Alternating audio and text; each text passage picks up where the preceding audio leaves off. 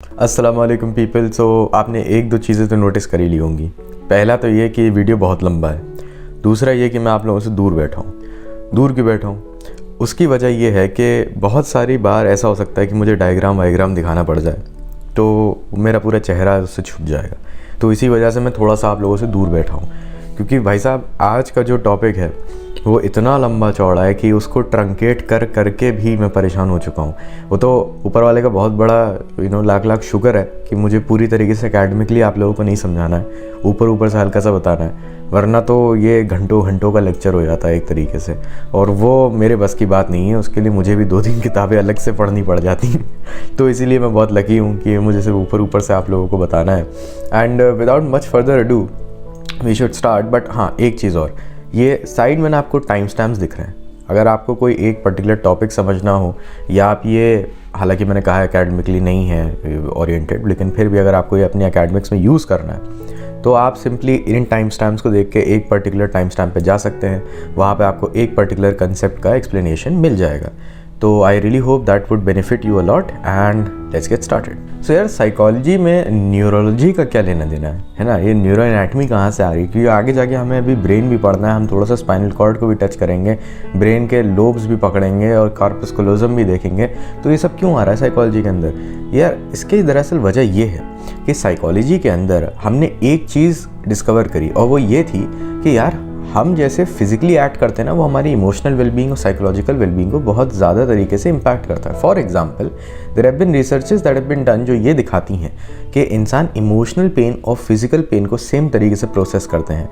In fact अगर आपको emotional pain बहुत ज़्यादा दिया जाए तो आप फिजिकल पेन के लिए पेन टॉलरेंस डेवलप कर लेते हैं। दैट मीन्स कि अगर आपका मान लीजिए फिजिकल पेन की टॉलरेंस बहुत कम थी, अगर मैं आपको हल्की सी चुटकी काटूं और आप उछल जाते, तो अगर मैं आपका दिल 10 बार तोड़ दूं तो हो सकता है मैं आपके ऊपर हथौड़ा पूरा मार दूं और आपको बुरा ना लगे। हो सकता है आपकी पेन टॉलरेंस इतनी ज़्यादा बढ़ जाए। So what will we be covering in this lecture? हल्का सा तो पहले तो मैं आपको टाइम स्टैम्प यहाँ दिखा चुका हूँ, लेकिन मैं एक बार फिर से आपको बता दे रहा हूँ कि नर्वस सिस्टम के अंदर of course there is the central nervous system and then there is the peripheral nervous system. अब सेंट्रल नर्वस सिस्टम के अंदर ब्रेन और स्पाइनल कॉर्ड है, but we will be focusing on the brain part more. Peripheral nervous system हम लोग हल्का हल्का से ही पढ़ेंगे। There is the somatic and the autonomic nervous system. Somatic we are probably not going to touch, but autonomic को भी हम लोग हल्का सा टच करेंगे। Our main focus would be the brain because that is where all the juice lies for the larger part. तो यार, सबसे पहले हम शुरू करते हैं न्यूरॉन के स्ट्रक्चर से। अब आप लोगों ने न्यूरॉन पता नहीं पहले देखा हो या ना देखा हो, लेकिन मोस्ट प्रॉब्ली अगर आपने 10th तक की बायोलॉजी पढ़ी है तो आपने देखा, और अगर आपने 12th में भी बायोलॉजी ले ली थी मेरी तरह तो आप लोगों ने पक्का देखा और आप लोगों को याद हो चुका है अब तक। ये उसका स्ट्रक्चर होता है। तो आप लोगों को दिख रहा होगा कि इसके अंदर डेंड्राइट्स हैं। डेंड्राइट्स बेसिकली इसके हाथ होते हैं जहाँ से दूसरे लोगों को पकड़ के रखता है अपनी तरह के, यानी कि दूसरे न्यूक्लियस को पकड़ के रखता है। इसकी लंबी सी पूंछ होती है, इसका नाम एक्सॉन होता है। इसमें माइलिन शीथ हो सकता है चढ़ी हो सकता है ना चढ़ी हो। माइलिन शीथ क्या करती है भैया? एक तरीके से आपके घर के अंदर वायर्स होते हैं ना, कॉपर के वायर आपके इलेक्ट्रिसिटी के अंदर लगे होंगे, तो वो जो होते हैं उसकी आपने देखा है उसके ऊपर क्या कहते हैं, प्लास्टिक का या फिर रबर की वो चढ़ी होती है सील पूरी तरीके से। तभी तो वायर्स के कलर अलग अलग होते हैं। लाल तार को काटो कि नीला तार कि येलो वाला जल गया, तो ये कैसे होता है? तो ये इसी वजह से लगाए जाते हैं ताकि इलेक्ट्रिसिटी जो कंडक्ट हो रही है वो बहुत ही अच्छी तरीके से कंडक्ट हो, ज़्यादा उसमें लॉस ना हो। इसी तरीके से माइलिन शीथ भी यही काम करती है। माइलिन शीथ ऊपर से चढ़ाई जाती है, क्या कहते हैं, एक्सॉन्स के ऊपर। एक्सॉन इसकी पूंछ का नाम होता है, उसके ऊपर चढ़ाई जाती है ताकि ये ट्रांसमिशन तेज़ हो और लॉस ऑफ सिग्नल कम से कम हो। बीच में इसकी सेल बॉडी होती है। सेल बॉडी के अंदर क्या होता है भैया, कैसे काम करती है, सब हम हल्का हाथ रख रहे हैं इस चीज़ के ऊपर, but that is how a neuron basically functions. आपने सोचा होगा कि यार वो सब तो ठीक है, but how does neuron actually carry forward an impulse? No, this is where the tough part actually begins, because it is very hard for me to help you visualise this अगर आपने किसी वीडियो पर नहीं देखा है।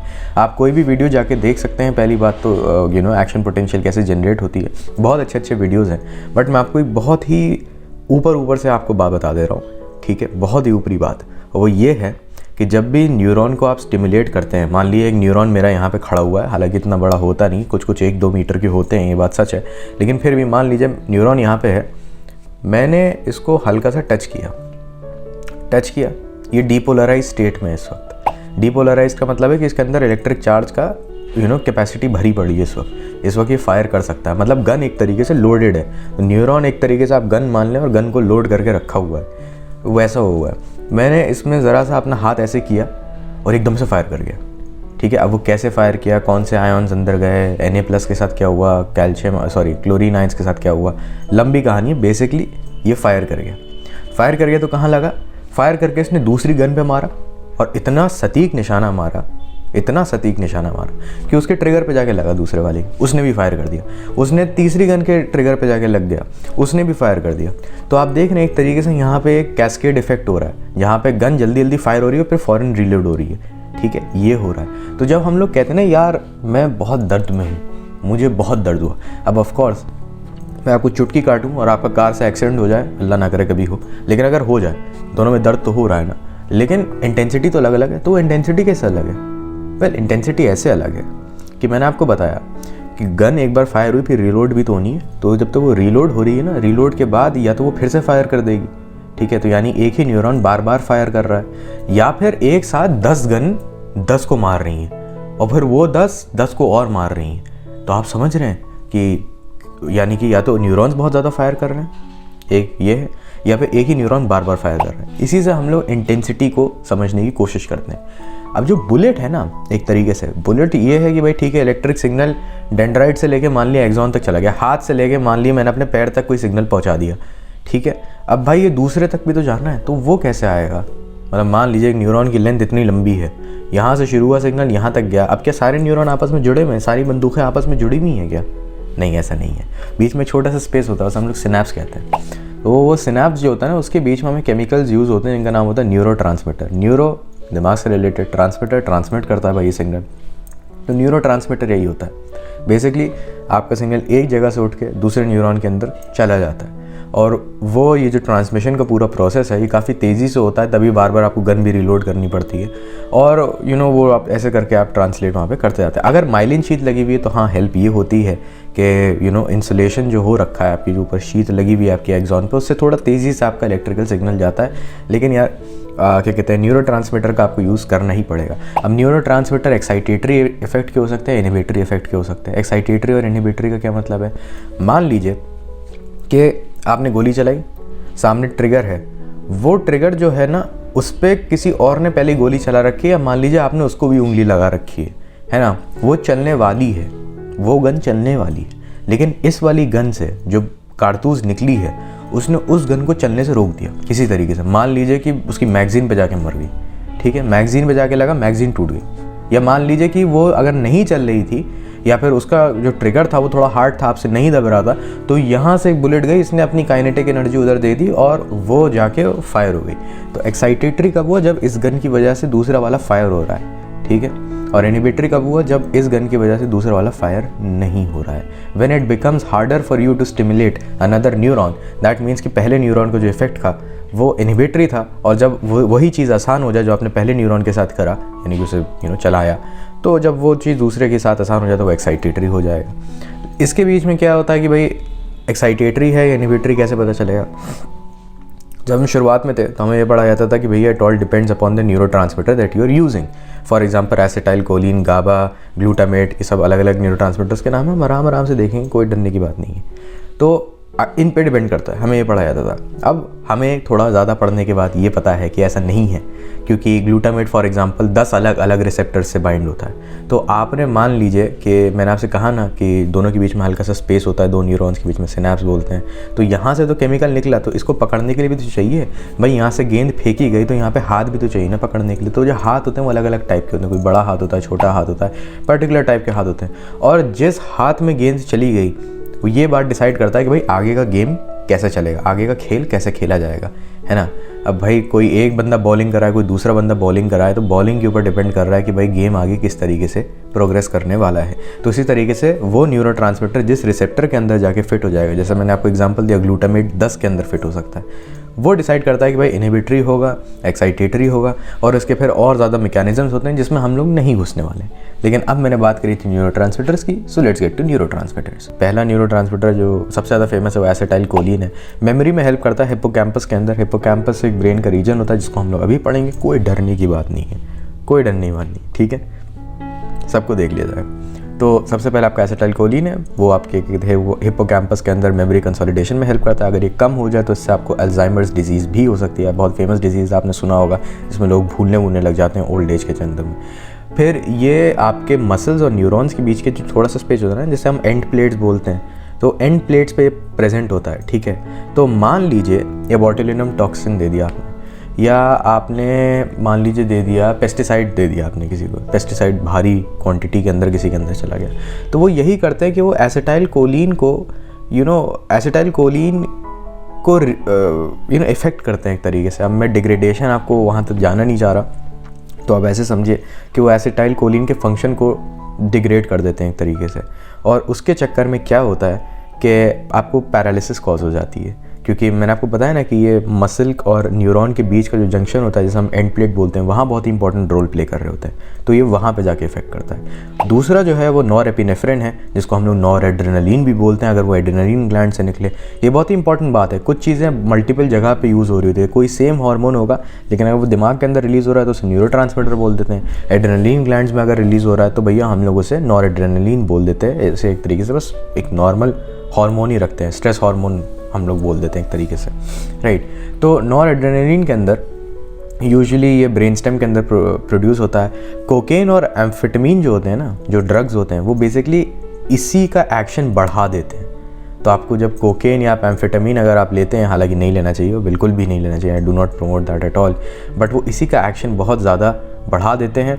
Lithium इसी का action थोड़ा सा कम कर देता है। तो अगर आपकी बॉडी में ढेर सारा लिथियम आ जाए तो आपको डिप्रेशन हो सकता है। तो अगर आपकी बॉडी में लिथियम ज़्यादा होगा तो you are more likely to get depressed.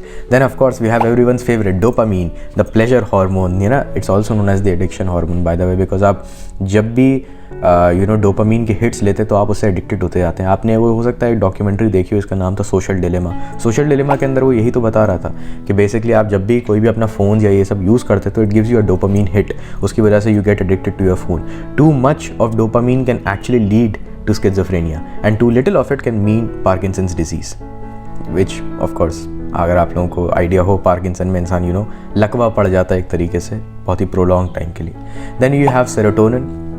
Serotonin is, I think it's like the chief hormone जो कि यूज़ होता है whenever we talk about depression। तो सेरोटोनिन का सबसे इम्पॉर्टेंट काम यह है कि वो मूड रेगुलेशन के लिए ही काम करता है, तो उसका काम ही यही है।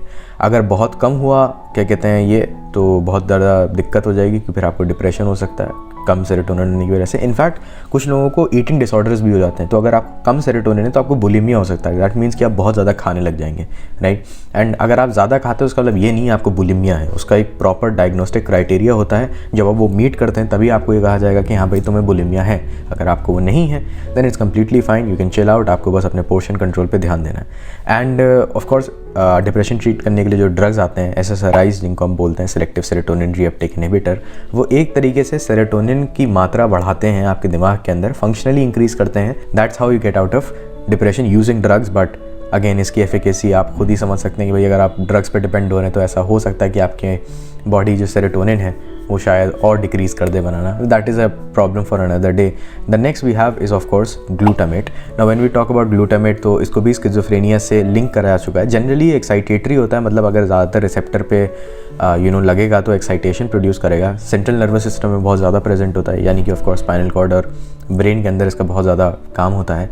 हिप्पोकैम्पस के अंदर भी मौजूद होता है। हिप्पोकैम्पस आपको याद होगा मैंने एसिटाइल कोलिन के लिए भी कहा था, वहाँ पे वो भी वहाँ पर मौजूद होता है। तो if something is present in hippocampus then कि it helps with memory consolidation, but that happens only when it binds to a particular receptor। आप देख रहे हैं रिसेप्टर कितना इंपॉर्टेंट है। गेंद तो फेंक दी गई है लेकिन जो हाथ उसे कैच कर रहा है वो इतना इंपॉर्टेंट है कि फंक्शन पूरा बदल जा रहा है। भाई कोई इंसान जिसको यॉर्कर डालना नहीं आती है ना, वो चाहे गेंद कितनी भी अच्छी हो, रेड बॉल हो, पिंक बॉल हो, ब्लैक बॉल हो, पिंग पोंग बॉल हो, वो कैसे यॉर्कर डाल लेगा? वो यॉर्कर नहीं डाल पाएगा।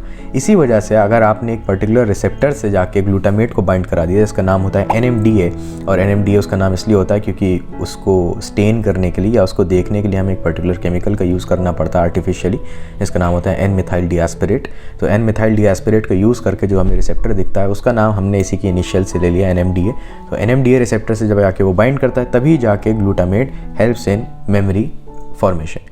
उसके बाद final one that we are going to talk about is of course GABA। GABA is largely inhibitory, जैसे कि glutamate is largely excitatory. GABA is usually inhibitory, ठीक है, but again depends upon the receptor. हाथ पे बहुत सारी चीज़ें depend करनी भैया। और उसके बाद ये आपका यूज़ होता है of course you know brain uses it to control your movements एक तरीके से। तो यानी कि अगर ये बहुत कम हुआ, राइट, मान लिया अगर ये बहुत कम हो गया गाबा आपकी बॉडी में, तो आपको कन्वल्जन्स आने लग जाएंगे, समझ रहे हैं। एपिलेप्टिक शॉक्स के अंदर usually we give people GABA. Epilepsy होते हैं ना, मिर्गी का दौरा, एकदम से लोग हिलने लग जाते हैं गिर के, राइट। तो उसके अंदर आपको you know sometimes people actually do give GABA in the hopes कि यू नो हो सकता है इसको एक फंक्शनल डिक्रीज़ हो गया हो गाबा की क्वांटिटी के अंदर, तो अगर हम गाबा ज़्यादा दे देंगे तो कन्वल्जन थोड़ी देर के लिए रुक जाएगा। कंग्रेचुलेशंस, आप अभी तक ये वीडियो देख रहे हैं, दैट मीन्स आपने न्यूरोट्रांसमीटर्स मोटे मोटे तौर पे कंप्लीट कर लिया है। Now we are moving on to structures of the brain. अब जहाँ तक बात है स्ट्रक्चर ऑफ द ब्रेन की, तो देखिए मैं खुद को साइड कर ले रहा हूँ, आप ये फ़ोटो यहाँ पे देख सकते हैं, ये हैं सारे के सारे स्ट्रक्चर्स ऑफ द ब्रेन। एक बहुत ही कॉमन मिसकंसेप्शन होता है जब लोग 3 हिस्सों में डिवाइड करते हैं, जो मैक्लीन मॉडल यूजुअली यूज़ किया जाता है। उसमें लोग ज़्यादातर ये बोलते हैं कि भैया देखो एक फोर ब्रेन है, हाइंड ब्रेन है, मिड ब्रेन है। इसके अंदर बाबू एक थोड़ा सा प्रॉब्लम है, और प्रॉब्लम ये है कि it's actually a misnomer. What is forebrain? मैं अगर आपको बोलूँ फोर ब्रेन क्या है, तो आप बोलेंगे भाई आगे वाला हिस्सा है, क्यों? क्योंकि नाम से ऐसा लग रहा है। That's not exactly how it works here.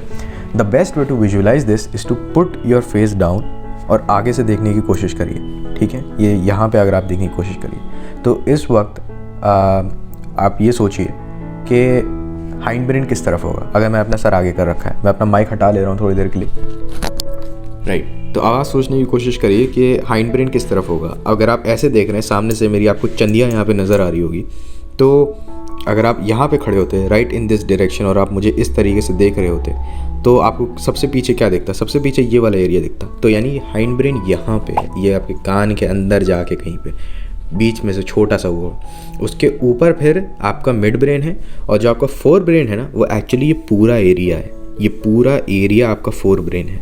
तो लगा ना आपको हल्का सा झटका, थोड़ा सा चीटेड फील हुआ होगा, मुझे भी हुआ था जब मैं पहली बार समझा था कि यार ऐसा नहीं है कि ये फोर ब्रेन है, ये मिड ब्रेन है और ये हाइंड ब्रेन है, ये तो बहुत ही सिंपल हो जाएगा। Everything has to be a little bit complex ना, तो यही उसका कॉम्प्लेक्स पार्ट है। Now of course we are going to start with hindbrain. तो हाइंड ब्रेन के अंदर हम जानते हैं कि it sits right up top at the like the spinal cord. Spinal cord के जस्ट ऊपर ही होता है। स्पाइनल कॉर्ड की भी अगर मैं हल्की सी बात कर दूँ तो ये है कि यार spinal cord basically helps in you know collecting different kinds of sensory signals जो बॉडी से आ रहे हैं, और फिर जो ब्रेन जो भी रिले करता है वो स्पाइनल कॉर्ड के नर्व्स के थ्रू होता हुआ चले जाता है अपने अपने रिस्पेक्टिव जगह पे। एंड रिफ्लेक्स एक्शंस के अंदर भी जो हम लोग एकदम से रिफ्लेक्सेस होते हैं ना, कि मान लिया आपने कोई गर्म चीज़ उठाई तो एकदम से अपना हाथ हटा लिया, उसके अंदर भी स्पाइनल कॉर्ड का रोल होता है। लेकिन हाइंड ब्रेन की हम जहाँ तक बात करें तो it sits right up top the spinal cord, तो यहाँ पे कहीं पे होगा वो। अब हाइंड ब्रेन के अंदर मल्टीपल चीज़ें होती हैं, तो उसकी हम लोग थोड़ी बात कर लेते हैं। Medulla is there. Medulla is helps with your breathing posture के अंदर। पॉन्स है आपका, वो अलर्टनेस के लिए हेल्प करता है आपकी टाइम ऑफ स्लीप। अगर आपका यू नो स्लीपिंग टाइम बहुत ज़्यादा ख़राब हो गया तो you can blame your pons for that. And यहाँ पे एक चीज़ होती है, इसका नाम होता है contralateral inversion. Contralateral inversion, if I am not saying this wrong, मुझे याद नहीं एग्जैक्ट टर्म क्या है, but as far as I remember it is contralateral inversion. So what it actually means is that आपकी जो बॉडी का left side है वो आपका right side of the brain control करता है, और जो राइट साइड है आपकी बॉडी का वो आपका left side of the brain control करता है। आप लोगों ने ये फिनोमेना पहले हो सकता है सुनाओ, नाम हो सकता है आप लोगों ने ना सुनाओ, बट दैट इज़ बेसिकली ये जो क्रॉसओवर होता है ना, ये पॉन्स के अंदर होता है। Then there is reticular formation, and that is basically you know a circuit, you know it's like a group of circuits, neural networks जो होते हैं, जो एक तरीके से आपके हाइंड ब्रेन से लेके आपके फोर ब्रेन में थैलेमस तक जाते हैं। ये एक बहुत ही इंपॉर्टेंट काम करते हैं जिसका नाम होता है फिल्टरिंग ऑफ सिग्नल्स। आप जानते हैं कि भाई आपके अराउंड बहुत सारे स्टिमुलाई हैं, हर चीज़ आपको स्टिमुलेट करने की कोशिश कर रही है। अब हर चीज़ पे तो आप अपना फोकस नहीं दे सकते ना। आपके वाली फ़ोन पे मैसेज आ रहा है, आप गाड़ी चला रहे हैं, आपको नहीं सुनना है वो, अगर आपने उस पर ज़्यादा फोकस कर दिया तो सामने से तो यमराज जी आ जाएंगे, तो ये तो नहीं होना चाहिए। तो इसलिए आपका यहाँ पे रेटिकुलर फॉर्मेशन हेल्प करता है by actually filtering out this signals. तभी ऐसा कई बार हो जाता है कि लोग आप लोगों को बुला रहे होते हैं, लेकिन आप इतना कॉट अप होते हैं अपने थॉट में, you don't even realize that you are being called. तो ये काम रेटिकुलर फॉर्मेशन का होता है। स्लीप एंड अराउजल में ये भी मदद करता है। एक और इम्पॉर्टेंट बात आपने देखा होगा कि यार अभी तुमने कहा कि पॉन्स जो है वो अलर्टनेस और टाइम ऑफ स्लीप में हेल्प करता है, फिर तुमने ये भी कहा कि पॉन्स जो है वो अराउजल के अंदर भी हेल्प करता है, रेटिकुलर फॉर्मेशन में भी तुम कह रहे हो स्लीप एंड अराउजल के लिए हेल्प करता है। तो ये क्या सीन है? वो इसलिए क्योंकि ब्रेन के बहुत सारे फंक्शंस ओवरलैप करते हैं with different structures. Now we have the cerebellum, and cerebellum is basically responsible for learning new motor responses. And उसको एक तरह लर्निंग का हमारा मतलब यहाँ पे ये है कि हम उसे बहुत ही फाइन लेवल तक लर्न कर लें। For example, have you seen an experience person who types on a computer on a laptop? जब आप एक नया लैपटॉप लेने जाते हैं for example, then you may not be very much accustom to the type of keyboard layout that is present there. हो सकता है आपके में एंटर की थोड़ी बड़ी थी, थोड़ी सी छोटी थी, शिफ्ट थोड़ा बड़ा था, थोड़ा छोटा था। सो दैट वो फाइन ट्यूनिंग आपकी थोड़ी देर के लिए चली जाती है, but then your cerebrum kind of readjust itself, cerebellum kind of readjusts itself and it makes it appear more fine। and इसको अगर डैमेज हो जाए तो ऑफकोर्स जर्की मूवमेंट होने लग जाएगा, क्योंकि आप फिर अटक अटक के चलने लग जाएंगे। कभी कभार मुझे लगता है कि वीड के अंदर जो मैरिजुआना होती है, मुझे लगता है, मैंने पढ़ा नहीं इस बारे में, but since I have heard a lot of stories about this कि it causes like slow movement and everything, I think it affects cerebellum. And more than that ये कोऑर्डिनेशन में भी हेल्प करता है, लर्निंग, प्लानिंग, रीजनिंग, इन सब के अंदर ये हेल्प करता है सेरेबेलम आपका। But that is all about your hind brain. Mid brain बहुत ही छोटा है, it's the smallest out of your fore brain, mid brain and hind brain. Mid brain के अंदर बस एक सुपीरियर इन्फीरियर कॉलिकुलस एक इंपॉर्टेंट पार्ट है जो बेसिकली इंफॉर्मेशन आगे तक ले जाता है ब्रेन तक, आपके फोर ब्रेन तक यानी कि। और सब्सटेंशिया नाइग्रा जो होती है वो एक तरीके से डोपामीन के लिए बहुत इंपॉर्टेंट होती है, क्योंकि जिस तरीके से आपकी बॉडी के अंदर डोपामीन स्प्रेड होता है या फिर जिस तरीके से आपको डोपामीन का हिट मिलता है, वो सब्सटेंशिया नाइग्रा का वहाँ पे इंपॉर्टेंट काम है। पार्किंसंस डिजीज़ में हम ये बात समझ चुके हैं कि अगर पार्किंसंस हो रही है तो यानी कि क्या हो रहा है, यानी कि डोपामीन की कमी हो रही है। और इसी वजह से सब्सटेंशिया नाइग्रा के अंदर भी अगर कोई ओल्ड एज के अंदर ये क्या कहते हैं वो हो जाता है, क्योंकि ये ख़राब होने लग जाता है, तो इसी वजह से ये पार्किंसंस कॉज हो जाती है। तो अगर सब्सटेंशिया नाइग्रा ख़राब हो गया तो पार्किंसंस हो सकती है because of lack of dopamine. बहुत बढ़िया अगर आप अभी तक देखते आ रहे हैं। क्यों? क्योंकि अभी हम लोग आ गए हैं सबसे कॉम्प्लेक्स पार्ट पे, जिसका नाम है फोर ब्रेन। ना फोर ब्रेन के अंदर of course there is cerebrum. आप लोगों को कन्फ्यूजन हो रहा होगा ना, कभी सेरेबेलम हो रहा है, कभी सेरेब्रम हो रहा है, या याद कैसे रखें? बहुत आराम से लोग ये सोचिए कि लोगों की अक्सर सोच छोटी होती है, बस ऐसे याद रखिए, लोगों की सोच छोटी सोच है। क्यों? क्योंकि लोग सोचते कहाँ से? आपको पता है कि वो यहाँ से सोचते हैं, राइट, आगे से, फोर ब्रेन से, यहाँ से लोग सोच रहे हैं। ज़्यादातर हम लोग यही यकीन करते हैं ना, अपने दिमाग में कुछ नहीं आया तुम्हारे, ये नहीं वो नहीं वो नहीं, तो फोर ब्रेन हम लोग ज़्यादातर रेफर कर रहे होते हैं। तो ये छोटा है, तो छोटा इन द सेंस साइज़ की बात नहीं हो रही है यहाँ पे, वर्ड की बात हो रही है। सेरेबेलम इज़ अ लंबा word and cerebrum is a छोटा वर्ड। लोगों की सोच छोटी होती है। That is how I actually remembered all of this. तो इसीलिए मुझे पता है कि यहाँ पे सेरिब्रम पूरा का पूरा यहाँ पे होता है, यहाँ पे थिंकिंग यूजुअली इन्वॉल्व होती है, और सेरिब्रल कॉर्टेक्स होती है जिसके अंदर क्या कहते हैं there are different lobes cerebral cortex के अंदर, and then there are subcortical structures, यानी कि जो कॉर्टेक्स के अंडर जो छोटे छोटे स्ट्रक्चर्स होते हैं। तो कॉर्टेक्स तो ऊपर का पार्ट हो गया फोर ब्रेन का ही पूरा, राइट, उसके नीचे छोटे छोटे आपके स्ट्रक्चर्स होते हैं। तो पहले सब कॉर्टिकल स्ट्रक्चर्स निपट लेते हैं, यानी कि इस वाले पार्ट के जस्ट नीचे क्या क्या है, क्योंकि कॉर्टेक्स क्योंकि लोब्स के अंदर डिवाइडेड है तो थोड़ा सा लंबा चले जाएगा, तो इसलिए पहले इसको टारगेट करने की कोशिश करते हैं। थैलेमस का बहुत ही सिंपल सा काम है। Thalamus simply relays information, that is all you need to know about it for now. Hypothalamus आपका again eating, drinking, sexual behaviour का रेगुलेशन, होम्योस्टेसिस, प्लेजर भी और पेन भी, कहीं ना कहीं इमोशंस भी हैंडल करता है कॉर्टिसोल और ये सब के साथ। अगर वो स्ट्रेस से रिलेटेड है तो it even handles your emotions. Then endocrine system को कंट्रोल करता है, right, and autonomic nervous system को भी ये हैंडल करता है। So that is all hypothalamus. Hypothalamus का बहुत ही इंपॉर्टेंट रोल है, आगे जाके हम देखेंगे कि क्या क्या होता है यहाँ पे और किस तरीके से ये काम करता है।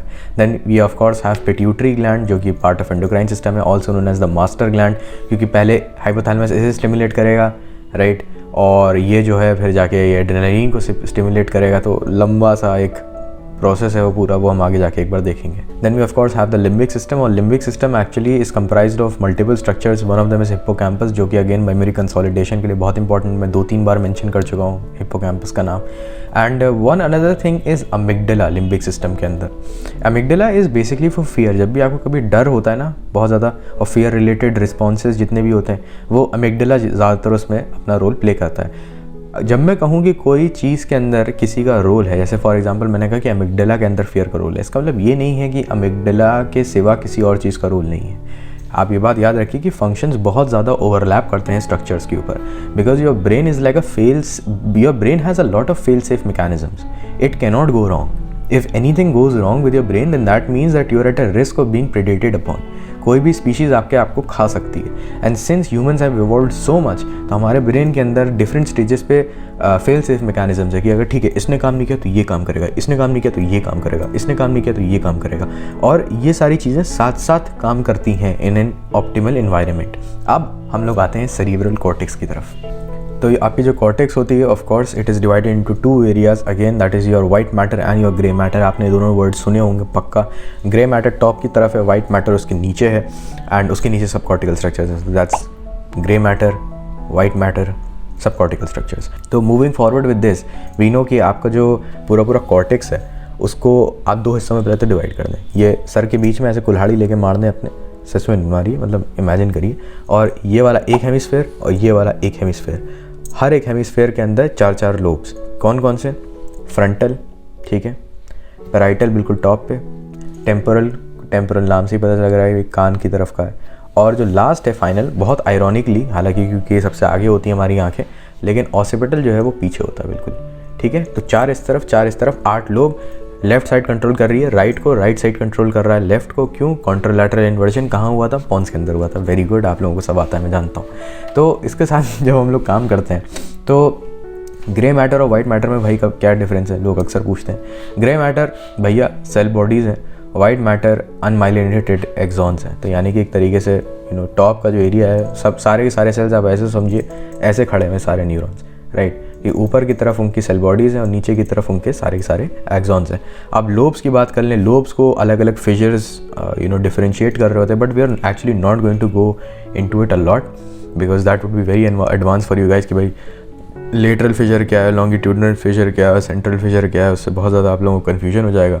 अभी आप ऐसे ही बात करेंगे तो कॉन्ट्रोलैटरल इन्वर्जन की मैं आपको एक हल्की सी बात बताना चाहता हूँ, वो ये कि बहुत सारे लोगों को लगता है कि भाई जो लेफ्ट कान है ना वो right side of the brain process करता है। तो अगर मैं ब्रेन के बीच का जो हेमिस्फेयर के बीच का जो कनेक्शन है, इसे हम लोग कॉर्पस कलोजम बोलते हैं, अगर मैं इसे काट दूँ ना तो मेरा राइट ब्रेन जो है वो लेफ़्ट को प्रोसेस नहीं कर पाएगा। तो इसलिए अगर मैं अपना राइट कान फिर बंद कर दूंगा, लेफ़्ट से कुछ सुनने की कोशिश करूँगा तो मुझे कुछ मतलब it will not be able to hear anything. Why? Because ये तो कट चुका है पूरी तरीके से। तो ऐसी कोई बात नहीं है, क्यों? क्योंकि आपका जो कान ना ये दोनों के अंदर जा रहा है। हाँ, ये बात सही है कि डोमिनेशन जो है वो दूसरी साइड ऑफ द ब्रेन का है। तो अगर मान लीजिए मेरा ये लेफ़्ट ईयर है तो इसमें हाँ राइट ब्रेन का डोमिनेशन है, मगर ऐसा नहीं है कि लेफ़्ट ब्रेन का कोई काम नहीं। सिमिलरली विद योर आइज़, आपकी आइज़ एक फिक्सेटेड पॉइंट पे देख रही हैं। जैसे मान लीजिए आप इस वक्त बिल्कुल मेरी आंखों के बीच में देखने की कोशिश करिए, यहाँ पे इस पर्टिकुलर पॉइंट पे, राइट।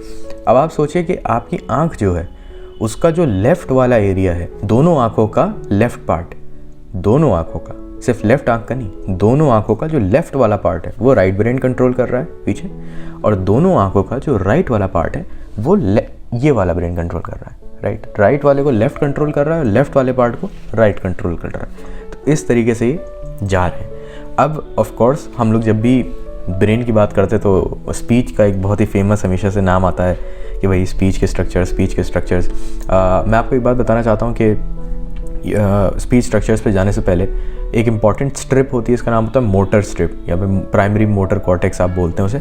वो आपके फ्रंटल लोब के जस्ट पीछे होती है, यहाँ पे कहीं पे, ठीक है। अभी पैराइटल नहीं आया है, पैराइटल से थोड़ा आगे और फ्रंटल के एंड में यहाँ पे आपकी होती है मोटर कॉर्टेक्स, और इसी से जुड़ा होता है आपका somatosensory cortex. Somatosensory cortex parietal lobe पे होता है, यानी कि फ्रंटल से जस्ट थोड़ा पहले और पैराइटल के बिल्कुल आगे, ठीक है। तो यहाँ पे दोनों ऐसे चिपके हुए टाइप के होते हैं, और वहीं से आपके ज़्यादातर जो होते हैं ना आपके सेंस ऑर्गन से जो भी डेटा आ रहा होता है वो वहाँ जाता है। और motor cortex of course as the name suggest, जितने भी एक्शंस जाने होते हैं वो कहीं ना कहीं उसी के थ्रू जा रहे होते हैं। ये मैं आपको बहुत ही ऊपर से ऑफ कोर्स बात बता रहा हूँ, ये तो आप भी जानते हैं। लेकिन अब हम लोग अगर बात करेंगे ब्रेन को स्टडी करने की, तो how do we study the brain? Well, MRI है, लीजनिंग है, सिंगल सेल स्टडीज़ हैं, EEG मशीन्स हैं, न्यूरोसर्जरी के अंदर पहले लोगों का दिमाग ऐसे ही खोल दिया जाता था, ऑटोप्सीज़ हैं। तो ये सारी चीज़ें हैं जो कि यूज़ करी जाती हैं in order to understand the brain better. और कुछ एरियाज़ जो कि इतनी ज़्यादा वेल डिफाइंड नहीं होते ब्रेन के अंदर कि उनका क्या रोल है, उनको हम एसोसिएशन एरियाज़ बोल देते हैं, which help out the sensory motor the somatosensory pathway, right, which help out with the somatosensory pathway, जो कहाँ पे है, जो कि है पैराइटल के बिल्कुल फ्रंट में और क्या कहते हैं फ्रंटल के बिल्कुल पीछे, that is your somatosensory. Your motor cortex is at the back part of your frontal lobe but in front of the parietal lobe. इस तरीके से आपको याद रखना पड़ेगा. It's a little bit confusing. मैं तभी बोल रहा था ये वीडियो बहुत लंबा होने वाला है.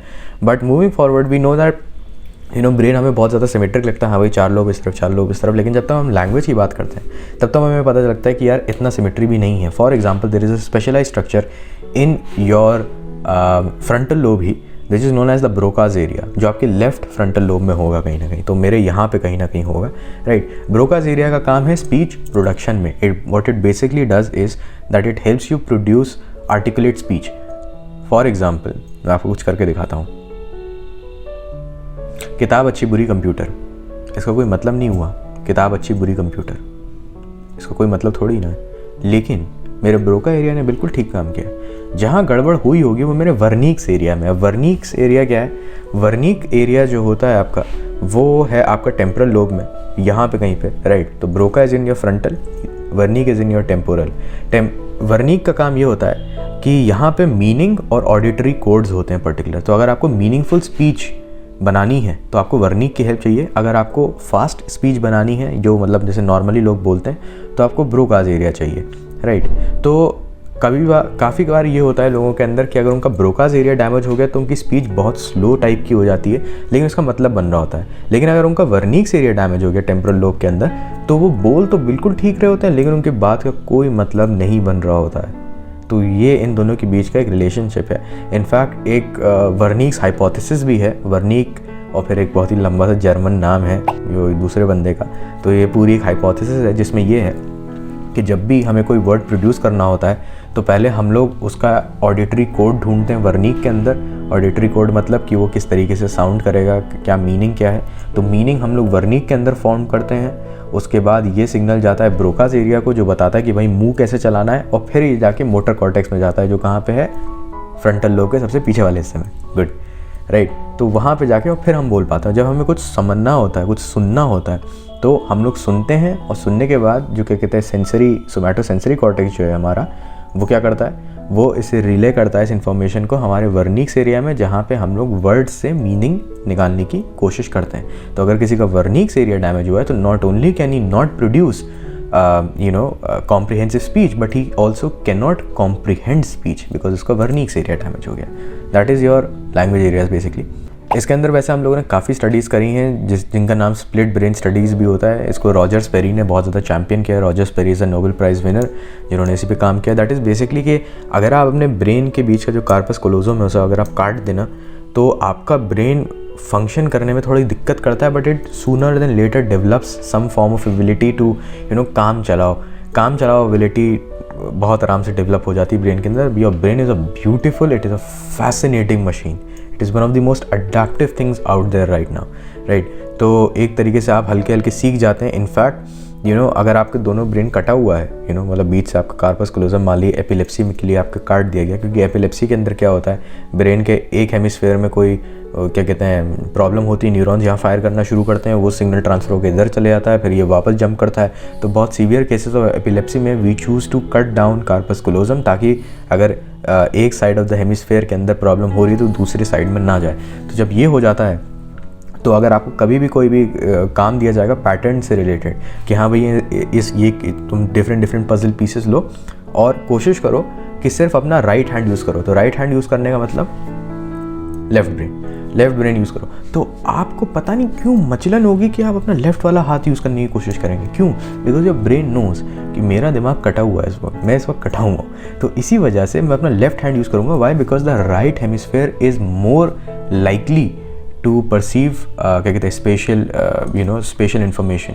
वो स्पेशल रीजनिंग आपका राइट हेमिस्फेयर कंट्रोल करता है. The left hemisphere actually controls your language and your analytical skills. यहीं से वो पूरी मिथ आई है कि भैया पीपल आर इधर लेफ्ट ब्रेन या राइट ब्रेन. ऐसा कुछ नहीं होता. Usually in most circumstances they work together synergistically. That is how your brain functions. तो ये हमें स्प्लिट ब्रेन स्टडीज़ से पता चला है. इसके बाद ऑफकोर्स मैंने बात करी थी ऑटोनॉमिक नर्वस सिस्टम की, जिसके अंदर ऑफकोर्स सिंपैथेटिक है, पैरासिम्पैथेटिक है.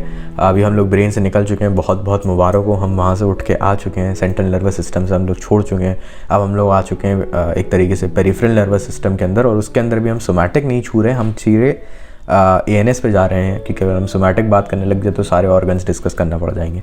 तो ऑटोनॉमिक नर्वस सिस्टम की अगर हम लोग बात करें, ऑटोनॉमिक नर्वस सिस्टम के अंदर there is parasympathetic, then there is sympathetic. Sympathetic as the name sounds, आपको सिंपैथी कब मिलती है? जब आपकी ज़िंदगी में कुछ आपदा आई हुई होती है, प्रॉब्लम आई हुई होती है। हेंस सिंपैथेटिक तब एक्ट करता है जब आपकी ज़िंदगी में कोई प्रॉब्लम आ रही होती है। इसका मतलब ये है कि एकदम से कॉर्टिसोल आपका फायर अप हो जाएगा, राइट। एकदम से आपके यूरिनरी ब्लैडर रिलैक्स हो जाएगा, ठीक है।